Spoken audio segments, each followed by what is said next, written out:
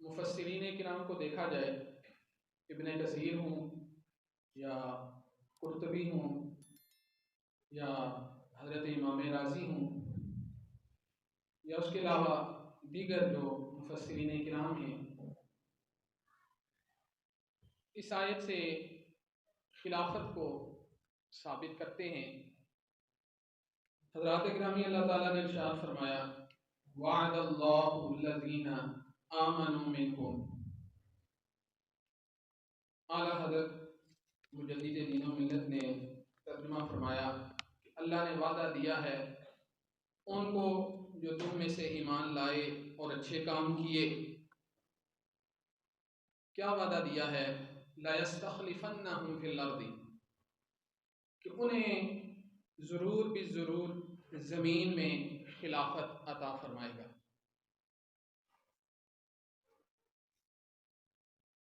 کیسے خلافت عطا فرمائے گا؟ كَمَا اسْتَخْلَفَ الَّذِينَ مِن قَبْلِهِمْ، جیسے کہ ان سے پہلے لوگوں کو خلافت دی۔ اور کیا ہوگا؟ وَلَيُمَكِّنَنَّ لَهُمْ دِينَهُمْ الَّذِي ارْتَضَىٰ لَهُمْ، اور یہ کہ ان کے لیے اس دین کو ثابت کر دے گا، اس دین کو جما دے گا جو دین اللہ نے ان کے لیے پسند فرمایا ہوا ہے۔ اور ساتھ ہی یہ بھی ارشاد فرمایا کہ وَلَيُبَدِّلَنَّهُم مِّن بَعْدِ خَوْفِهِمْ أَمْنًا، اور خوف کے بعد اللہ رب العالمین ان کے اگلے خوف کے بعد انہیں امن کی دولت عطا فرمائے گا۔ یعبدوننی لا یشرکون بی شیئا، وہ میری عبادت کریں اور میرے ساتھ کسی کو شریک نہ ٹھہرائیں، اور جو کوئی اس کے بعد ناشکری کرے گا وہ بے حکم لوگوں میں شمار ہوگا۔ تو حضرات گرامی، اللہ رب العالمین نے خلافت کے بارے میں تذکرہ فرمایا کہ اللہ زمین میں انہیں خلیفہ بنائے گا جو ایمان لائے ہیں اور اعمال صالحہ کیے ہیں۔ حضرات گرامی، صاف طور پہ پتہ چلتا ہے کہ خلافت کا جو مدار، جو کسوٹی اللہ رب العالمین نے بنائی ہے وہ کوئی اور چیز نہیں بلکہ ایمان ہے اور اعمال صالحہ ہے۔ خلافت جس کو بھی اللہ عطا کرے گا زمین میں، اسے ایمان کی بنا پر عطا کرے گا، اور خلافت ملے گی تو اعمال صالحہ کی بنا پر ملے گی۔ حضرات گرامی، حضرت امام رازی رحمت اللہ تعالی علیہ، آپ اس آیت کی تفسیر میں ارشاد فرماتے ہیں کہ دلت هذه الآیۃ علی امامۃ الائمۃ الاربعۃ، کہ یہ والی جو آیت کریمہ ہے یہ آیت دلالت کر رہی ہے خلفائے راشدین کی امامت پر، کہ اس آیت سے نبی پاک صلی اللہ تعالی علیہ وسلم کے چاروں خلفاء حضرت ابوبکر، حضرت عمر، حضرت عثمان اور حضرت علی المرتضیٰ رضی اللہ تعالی عنہم، ان سب کی خلافت اس آیت کریمہ سے مل رہی ہے اور اس پہ دلالت مل رہی ہے۔ حضرات گرامی، یہ جو خصوصیات اللہ رب العالمین نے ذکر کی ہیں، ایک یہ کہ ایمان کی بنا پر، اعمال صالحہ کی بنا پر انہیں خلافت ملے گی، پھر اس کے بعد کیا ہوگا؟ جیسے کہ پچھلے لوگوں کو خلافت ملی تھی ویسے ہی انہیں بھی خلافت ملے گی۔ پہلے والی امامت وہ نبی کے بعد نبیوں کو ملا کرتی تھی، ان کی شان ہی الگ ہے کہ پہلے حضرت امام رازی نے یہ نقطہ لکھا ہے کہ پہلے کی جو خلافت ہوتی تھی وہ اس طرح ہوتی تھی کہ نبی آیا، اس کے بعد پھر اسی کتاب پر عمل کروانے والا نبی آ جایا کرتا تھا، تو جو کام پچھلی امتوں میں اور جو شانیں پچھلی امتوں میں اللہ رب العالمین نبی کے بعد نبی کو عطا فرمایا کرتا تھا، اللہ نے وہ ساری شانیں ان چاروں میں جمع فرما دی ہیں۔ اللہ نے وہ شانیں انہیں عطا کی ہیں جو پچھلی امتوں میں کما استخلف الذین من قبلہم، وہ والی جو خلافت تھی وہ علی وجہ النبوت ہوا کرتی تھی، اور یہ والی جو خلافت ہے علی وجہ الامامہ ہے، یہ امامت والی خلافت ان چاروں کو اللہ رب العالمین نے عطا فرمائی ہے۔ حضرات گرامی، جب اللہ نے ایمان کا تذکرہ کیا اور جب اعمال صالحہ کا تذکرہ کیا تو پتہ یہ چلا کہ جس کا جتنا زیادہ ایمان ہے، جس کے جتنے زیادہ اعمال صالحہ ہیں، وہ پہلے آئے گا، پھر خلافت اسے ملے گی جو اس کے بعد ایمان میں اور اس کے بعد اعمال صالحہ میں ہے، پھر خلافت اسے عطا ہوگی جو ان کے بعد ہے، اور پھر اسے عطا ہوگی جو ان کے بعد ہے۔ پتہ یہ چلا کہ یہ جو خلافت کی ترتیب ہے، یہ ترتیب خلافت بھی ہے، یہی ترتیب افضلیت بھی ہے۔ حضرات گرامی، ایسی بات نہیں، یہ تشیع کا عقیدہ اہل سنت میں نسب کیا گیا کہ جی ظاہری خلافت اور ہے، باطنی خلافت اور ہے۔ خلافت ہوئی ہی باطن کی وجہ سے ہے۔ خلافت اللہ رب العالمین نے عطا ہی ایمان کی بنیاد پر عطا کی ہے۔ خلافت عطائی بنیاد ہی ایمان تھا اور اعمال صالحہ تھے۔ خلافت کی بنیاد ہی اللہ رب العالمین نے ایمان بنایا اور اعمال صالحہ بنائے۔ اب جو کوئی ایمان میں جتنا آگے، جو کوئی اعمال صالحہ میں جتنا آگے، اس کی خلافت اسی طرح سب سے آگے۔ حضرات گرامی، حضرت ابوبکر صدیق رضی اللہ تعالیٰ عنہ آپ نبی پاک صلی اللہ تعالیٰ علیہ وسلم کے خلیفہ بلا فصل ہیں۔ آپ کو اللہ نے پہلی خلافت عطا فرمائی کیونکہ آپ ظاہری طور پر بھی سب سے اعلیٰ، صحابہ میں سے سب سے افضل، اور باطنی طور پر بھی ایمان کے لحاظ سے بھی سب سے آگے، اعمال صالحہ میں بھی سب سے آگے تھے۔ اعمال صالحہ کی بنیاد پر اللہ رب العالمین خلافت عطا فرماتا ہے۔ حضرات گرامی، اس آیت کا شان نزول وہ یہ ہے کہ نبی پاک صلی اللہ علیہ وسلم کی بارگاہ میں عرض کیا گیا کہ یا رسول اللہ صلی اللہ علیہ وسلم، جب سے آپ نے اعلان نبوت فرمایا، ہم مکہ میں تھے، ڈر ڈر کے رہتے تھے، اور کوئی شخص اس طرح سوتا ہی نہیں تھا جب تک کہ وہ اپنا اسلحہ اپنے ساتھ نہ رکھ کے سوئے۔ نیندیں حرام تھیں کہ پتہ نہیں کس طرف سے حملہ ہو جائے۔ جب مدینہ شریف آئے، وہاں سے ہجرت کر کے، پھر بھی کیفیات اسی طرح کی ہی رہیں، تو عرض کیا گیا یا رسول اللہ صلی اللہ تعالیٰ علیہ وسلم، کیا ہم ہمیشہ اسی طرح خوف میں ہی رہیں گے؟ تو اللہ تعالیٰ نے ارشاد فرمایا وَلَا يُبَدِّلَنَّهُم مِّن بَعْدِ خَوْفِهِمْ أَمْنًا، کہ ہم ضرور ان کے اس اگلے خوف کو امن سے بدل دیں گے۔ حضرات گرامی، حضور علیہ الصلوۃ والسلام نے ارشاد فرمایا کہ میرے صحابہ تم غم نہ کرو، ایک وقت وہ آئے گا کہ تمہارا ازدحام ہوا کرے گا، بے شمار لوگ جمع ہوا کریں گے، مسلمانوں کی بڑی بڑی مجلسیں ہوں گی، اور ان میں اسلحے کی کوئی ضرورت بھی نہیں ہوگی، کسی نے ایک چھوٹی تلوار بھی نہیں اٹھائی ہوگی۔ اتنا امن اللہ رب العالمین اسلام کو عطا کرے گا۔ تو حضرات گرامی، یہ اس کا شان نزول ہے۔ پھر اللہ رب العالمین نے ساتھ خلافت کا بھی تذکرہ فرمایا۔ یہ بات یاد رکھیں کہ کبھی اس طرح ہوتا ہے کہ سبب ایک خاص ہوتا ہے، جسے ہم شان نزول کہتے ہیں یا سبب کہتے ہیں، وہ خاص ہوا کرتا ہے، لیکن اس کے بعد جو حکم آتا ہے وہ حکم عمومی حکم ہوا کرتا ہے۔ بے شمار قرآن شریف کی آیات آپ دیکھ لیں کہ سبب اس کا ایک تھا، قذف والی آیات ہیں۔ سبب ان کا صرف اور صرف یہ تھا کہ جنہوں نے تہمت لگائی یا جو تہمت لگائے اپنی بیوی پر، ایک کسی شخصیت کا واقعہ تھا، انہوں نے اپنی زوجہ کو کسی کے ساتھ دیکھا، تو پھر قذف والی آیات نازل ہوئی، لیکن وہ حکم پھر عام ہے۔ تیمم والی آیات کسی ایک سبب سے نازل ہوئی، لیکن پھر حکم عام ہے۔ اسی طرح قرآن شریف کا یہ ایک دستور ہے کہ کبھی اس طرح ہوتا ہے کہ سبب ایک ہوا کرتا ہے، اور پھر جو آگے اس کا حکم ہوتا ہے وہ عموم پہ دلالت کیا کرتا ہے۔ یہی حساب یہاں پر ہے کہ سبب اور تھا کہ خوف کب ہمارا جائے گا، تو آپ صلی اللہ تعالیٰ علیہ وسلم نے ارشاد فرمایا کہ سبب بھی وہ سبب تمہیں حاصل ہو جائے گا، سبب یہ ہے، وہ بات بھی حاصل ہو جائے گی، امن تمہیں حاصل ہو جائے گا، خوف بھی چلا جائے گا۔ ساتھ ہی اللہ رب العالمین نے بشارت بھی عطا فرمائی کہ نہ صرف خوف جائے گا بلکہ کیا ہوگا، وَلَا يُمَكِّنَنَّ لَهُمْ، یہ دین غالب بھی ہو کر رہے گا۔ نہ صرف تمہارا خوف دور ہوگا بلکہ اللہ رب العالمین اس دین کو ترقی بھی عطا فرمائے گا۔ حضرات گرامی، حضرت امام راضی رحمۃ اللہ تعالیٰ علیہ آپ فرماتے ہیں کہ حدیث پاک میں آتا ہے کہ قیامت نہیں آئے گی جب تک 12 جو ہے وہ خلیفے نہ آ جائے۔ حضرت امام راضی آپ فرماتے ہیں کہ تشیع اس آیت سے یہ اخذ کرتے ہیں کہ اس سے مراد وہ والے 12 ہیں، اور جن اہل بیت کے 12 ائمہ کے وہ نام لیتے ہیں وہ کہتے ہیں کہ اس آیت سے وہ مراد ہے۔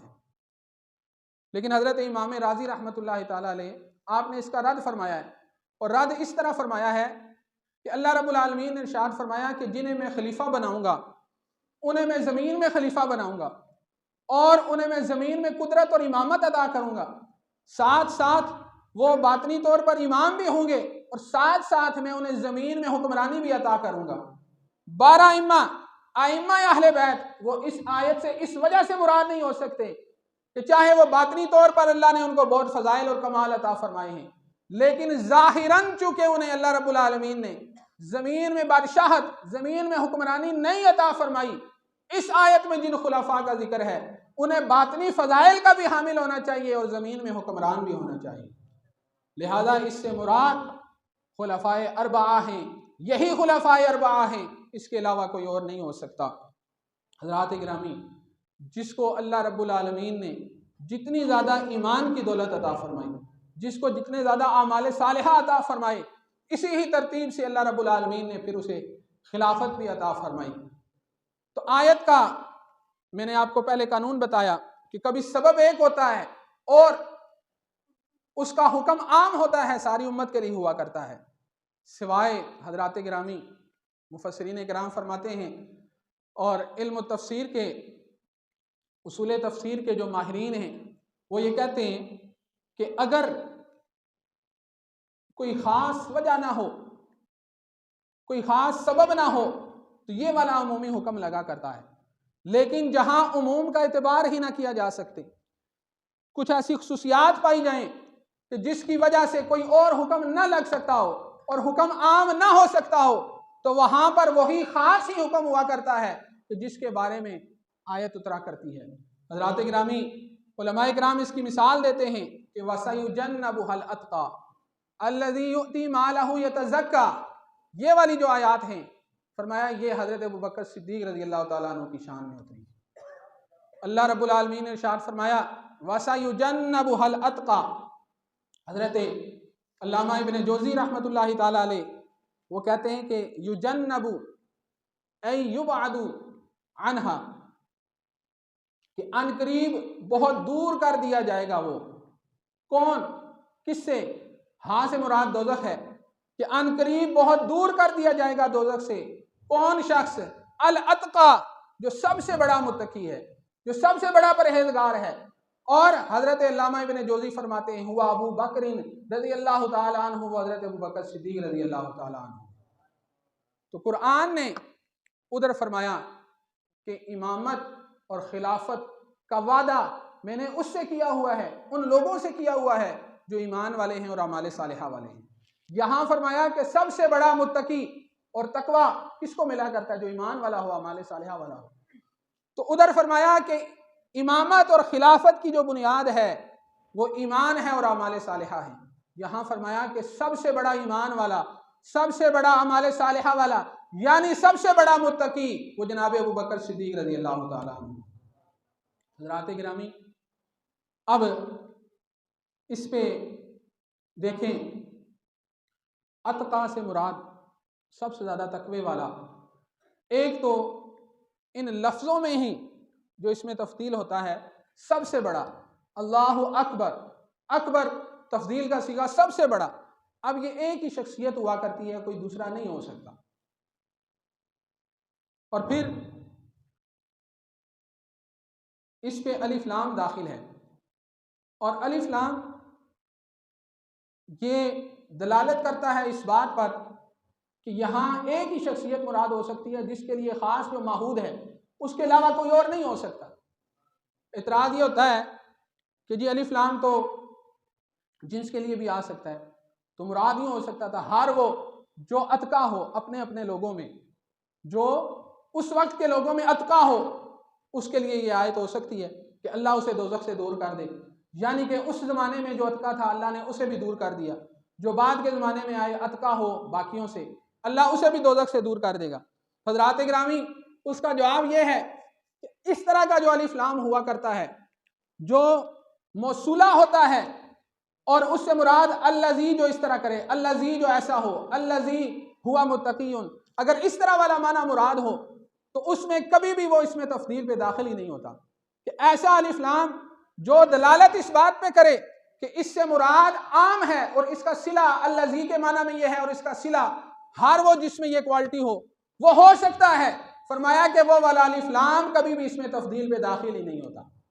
لہٰذا اس کا ماحود ایک ہی ہو سکتا ہے، یا الف لام جمع پہ داخل ہو تو اس سے پھر مراد ہو جیسے الناس، تو اب اس ناس سے کوئی بھی لوگ ہو سکتے ہیں، الذی آمنوا کوئی بھی لوگ ہو سکتے ہیں، لیکن فرمایا کہ اس میں تفضیل ہے تو یہ اس بات پہ دلالت کرتا ہے کہ کوئی ایک ہی شخصیت ہوگی جو اتقا ہوگی، ایک ہی پہ اس کا اطلاق ہو سکتا ہے، اس کے علاوہ کسی اور پہ نہیں ہو سکتا۔ تو فرمایا کہ جب اس طرح کا کوئی مفہوم آ جائے، ویسے تو قرآن شریف کی آیات عموم پہ دلالت کرتی ہیں، لیکن جہاں عموم مراد ہی نہ ہو سکتا ہو اور صرف ایک ہی شخصیت یا ایک وہی ہی جس کے بارے میں قرآن شریف اترا ہے وہی ہی مراد ہو سکتا ہو، تو اس سے کوئی اور شخصیت مراد ہی نہیں ہو سکتی۔ تو پتہ یہ چلا کہ اتقا یہ صرف اور صرف جناب ابوبکر صدیق رضی اللہ تعالیٰ عنہ کی ذات ہے۔ خود اس میں تفصیل کے سیغے، پھر اس پر داخل ہونے والا الف لام، یہ دلالت اس بات پہ کرتا ہے کہ صرف اور صرف جناب ابوبکر صدیق رضی اللہ تعالیٰ عنہ آپ وہ ہیں کہ جن کو اللہ رب العالمین نے اتقا فرمایا ہے۔ اور اتقا متقیوں کا سردار، سب سے بڑا متقی، امام المتقین، امام العاشقین، امام الصادقین، وہ جناب ابوبکر صدیق رضی اللہ تعالیٰ عنہ کی ذات گرامی۔ تو اتقا کا جب مراد آپ ٹھہرے، حضرات گرامی، اس سے قطعیت ثابت ہوتی ہے۔ تو جب قطعیت ثابت ہوتی ہے، اسی وجہ سے اعلیٰ حضرت مجدد دین و ملت، کشتہ عشق رسول حضرت امام احمد رضا فاضل بریلوی رحمۃ اللہ تعالیٰ علیہ، آپ فرماتے ہیں کہ شیخین کی افضلیت پر جو اہل سنت کا موقف ہے یہ قطعیت والا ہے۔ ان دونوں کی جو افضلیت ہے دیگر تمام اصحاب سے، وہ اہل سنت میں قطعیت کا درجہ رکھتی ہے۔ حضرات گرامی، ان کی افضلیت وہ ہم اہل سنت وہ دیگر تمام سے زیادہ مانتے ہیں، یہ افضل ہیں، سب سے اعلیٰ ہیں۔ تو خلافت کا جو لحاظ ہے وہ افضلیت کی بنا پر ہوا، نہ یہ کہ خلافت جناب علی کوئی اور چیز تھی اور افضلیت کوئی اور چیز تھی، باطنیت اور چیز تھی، باطن میں خلیفہ کوئی اور ہے، ظاہر میں خلیفہ کوئی اور ہے، نہ، بلکہ یہ جو ترتیب ہے، یہ جو خلافت کی ترتیب اللہ رب العالمین نے رکھی ہے، یہ خلافت کی ترتیب ہی ان کو افضلیت کی بنا پر حاصل ہوئی۔ حضرات گرامی، حضور علیہ الصلوۃ والسلام کے ثانی اثنین اذ ہما فی الغار حضرت ابوبکر صدیق رضی اللہ تعالیٰ عنہ ہیں۔ حضرت امام راضی فرماتے ہیں کہ آپ صرف اور صرف غار میں ہی ثانی اثنین اذ ہما فی الغار والی بات نہیں ہے، بلکہ ہر بات میں ہی حضرت ابوبکر صدیق نبی پاک صلی اللہ علیہ وسلم کے ثانی اثنین ہیں۔ آپ نے فرمایا کہ قرآن شریف کی آیات پڑھیں، وَلَا يَأْتَلِ أُولُو الْفَضْلِ مِنْكُمْ وَالسَّعَةِ أَنْ يُؤْتُوا أُولِي الْقُرْبَى، کہ اللہ رب العالمین نے اولو الفضل وہ حضرت ابوبکر صدیق رضی اللہ تعالیٰ عنہ کو فرمایا ہے۔ حضرت امام راضی فرماتے ہیں کہ اجمع المفسرون، کہ مفسرین کا اجماع ہے کہ یہ آیت کریمہ حضرت ابوبکر صدیق رضی اللہ تعالیٰ عنہ کی شان میں اتری، اور اللہ نے اولو الفضل آپ کو کہا ہے، اور اولو الفضل کہنے کے بعد آخر میں اللہ تعالیٰ نے فرمایا ہے کہ وَلْيَعْفُوا وَلْيَصْفَحُوا، کہ انہیں چاہیے کہ یہ معاف کریں، درگزر کریں اور معافی سے کام لیں، مہربانی سے کام لیں۔ حضرت امام راضی آپ فرماتے ہیں کہ اللہ تعالیٰ نے نبی پاک صلی اللہ تعالیٰ علیہ وسلم کو فرمایا وَلْيَعْفُوا وَلْيَصْفَحُوا، کہ چاہیے کہ وہ کیا کریں، فَاعْفُ عَنْهُمْ وَاصْفَحْ، کہ آپ کیا کریں، انہیں معاف کریں۔ تو جو الفاظ اللہ نے نبی پاک صلی اللہ علیہ وسلم کو فرمائے ہیں فَاعْفُ عَنْهُمْ وَاصْفَحْ، ادھر اللہ رب العالمین نے حضرت ابوبکر صدیق کو بھی وہی فرمائے ہیں، وَلْيَعْفُوا وَلْيَصْفَحُوا، وہاں فرمایا فَاعْفُ عَنْهُمْ وَاصْفَحْ، یہاں فرمایا وَلْيَعْفُوا وَلْيَصْفَحُوا۔ تو حضرت امام راضی فرماتے ہیں کہ انہو کانا ثانی اثنین فی الاخلاق ایضا، کہ نبی پاک صلی اللہ تعالیٰ علیہ وسلم کے صرف غار میں ہی آپ ثانی اثنین نہیں ہیں بلکہ اخلاق میں بھی آپ ہی ثانی اثنین ہیں۔ حضرات گرامی، نبی پاک صلی اللہ تعالیٰ علیہ وسلم کے بعد اللہ رب العالمین نے جو شان اس امت میں انبیاء کے بعد جس کو شان عطا فرمائی وہ حضرت ابوبکر صدیق رضی اللہ تعالیٰ عنہ۔ حضرت امام راضی فرماتے ہیں اللہ نے فرمایا لیغفر لک اللہ ما تقدم من ذنبک وما تأخر، اور یہاں اسی آیت کے آخر میں فرمایا کہ الا تحبون ان یغفر اللہ لکم، کہ کیا آپ نہیں چاہتے کہ اللہ آپ کو معاف فرمائے؟ تو ادھر حضور کے لیے مغفرت والی آیات کا ذکر کیا، مراد بلندی درجات ہے۔ یہاں حضرت ابوبکر صدیق رضی اللہ تعالیٰ عنہ کے لیے وہی آیات فرمایا اس سے پتہ چلا کہ آخرت کے منازل میں بھی انہو کانا ثانی اثنین، کہ آپ صلی اللہ تعالیٰ علیہ وسلم کے آپ آخرت میں بھی ثانی اثنین ہی ہوں گے۔ اور حضور علیہ السلام نے خود فرمایا کہ ھاکذا نبعث یوم القیامت، کہ ہم اسی طرح اٹھائے جائیں گے قبروں سے، کہ ایک طرف حضرت ابوبکر صدیق ہوں گے اور دوسری طرف حضرت عمر رضی اللہ تعالیٰ عنہ ہوں گے۔ اور حضرت ابوبکر صدیق رضی اللہ تعالیٰ عنہ آپ نے جب غار میں نبی پاک صلی اللہ تعالیٰ علیہ وسلم کی بارگاہ میں عرض کیا کہ یا رسول اللہ صلی اللہ تعالیٰ علیہ وسلم، اگر ان میں سے کوئی اپنے پاؤں کی طرف بھی دیکھ لیتا ہے تو چونکہ یہ اوپر کھڑے ہیں اور نیچے غار ہے تو ہمیں یہ دیکھ لیں گے، تو نبی پاک صلی اللہ تعالیٰ علیہ وسلم نے ارشاد فرمایا کہ ما ظنک یا ابا بکر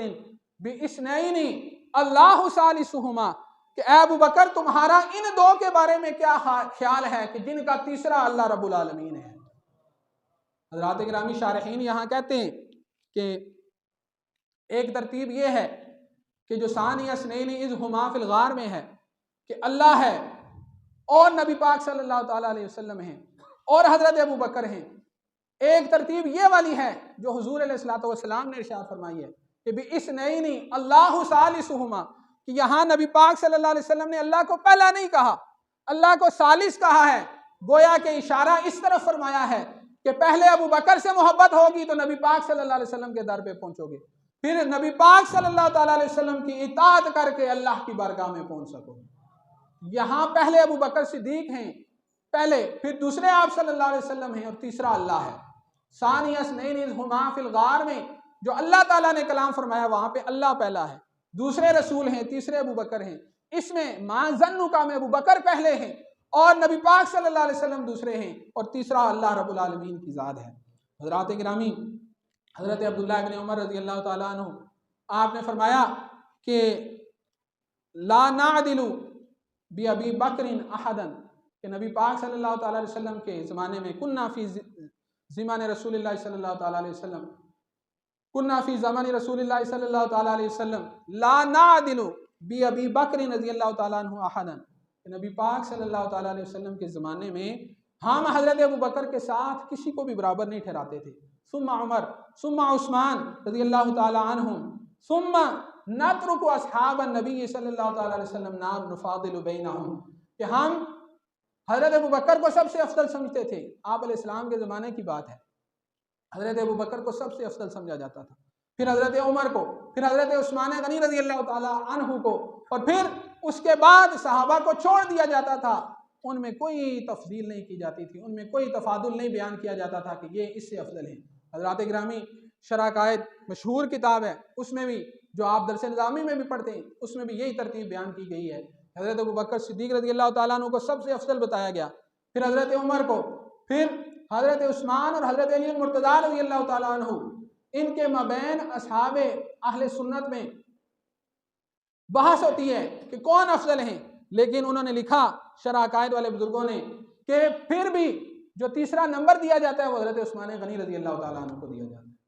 اور یہ بات سمجھیں